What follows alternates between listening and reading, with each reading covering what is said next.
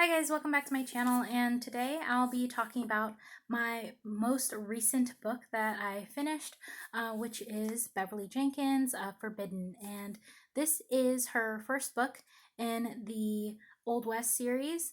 However, the leading male character, Ryan Fontaine, he was mentioned in an earlier book of hers titled Through the Storm, published in 1998. Again, I had not read it, but he was apparently a supporting character of that book. So if you want to see about his introduction and, of course, the main romance characters of that book, feel free to check it out. But again, this just happened to be my first read by Beverly Jenkins. And I'll be honest, when I found out about the story, I was immediately drawn to it because Ryan's character is biracial, but he is a passing white man. I myself am biracial and I identify as Black and Filipina. And I was just curious how his character would be portrayed, specifically around that time period. I did have some concerns, however, about how it would be written, because I know at times when they want to depict something during a time period, they try to write the text for their speech in a way that reflects their accent. And I am pleasantly surprised to see that I didn't have any issues with reading this. It was very clear and to the point. Of course, we get to see the evolution for our two main characters. Ryan, coming from a background of being born to a Black slave woman and a white male slave owner. We get to see a little bit of the complications that are with that. He has half siblings, some of which both of them were far away, but one of them had been out of touch for a while, so there's a little backstory to that as well. Whereas our main female character, Miss Eddie Carmichael, she came from Denver, and she herself, when she was younger, her and her sister lost their parents during a storm. So from then on, they had to find their own way in the world, fighting off poverty and just all about survival.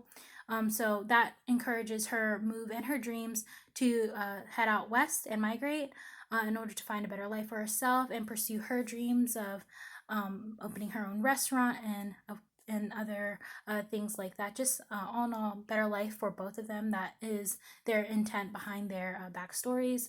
But then when they meet, Eddie had been attacked in some way, and Ryan is the person to save her along with his best friend Jim. I really enjoyed the supporting roles as well. They have some depth provided to them, such as Sylvia and Doc, Rudolph, Zeke. Those are just some of the other minor characters that were mentioned in this book. And I really enjoyed seeing how diverse it was. Again, considering the time period it's taking place, we don't see that acknowledged. It's usually just black and white, but never in between for stories that take place in the Old West. Or at least I had yet to hear one. Perhaps that's just on me and what I'm exposed to. But all in all, this is probably the most diverse Old West American book I've ever read and heard of. So I was pleasantly surprised. Like I said, I gave this book 5 stars. It wasn't nearly as smutty as I had expected it to be because of previous historical romances, but you still felt their bond and get to see, of course, some subtle banter, some flirtation, the usual for a romance book.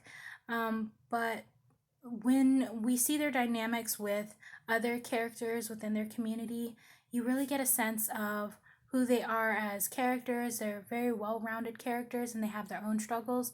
But when they finally come together, it's just really sweet. And that is all I wanted to basically say for this book. I was just so excited because I had finished this and it was my first Beverly Jenkins book. I definitely look forward to reading her her other books in the future. I do already have a hold of her Destiny's Embrace and Destiny's Surrender books from the Destiny series.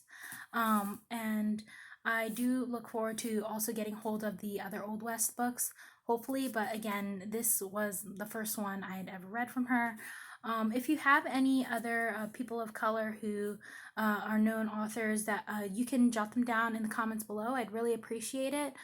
because again, Beverly Jenkins is the main, if not one of the few African American authors that I had discovered in my research um, who published historical romances. Along those lines, I've also been hoping to get other stories that take place during that time period, specifically the 1800s or the early 1900s.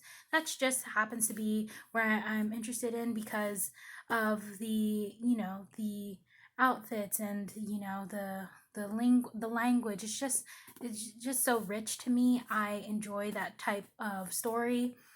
So yes, definitely recommend this book if you've never read this before or never picked up a Beverly Jenkins book. If you enjoyed Bridgerton, definitely check it out. But again, thank you for watching and you enjoy the rest of your day. Bye.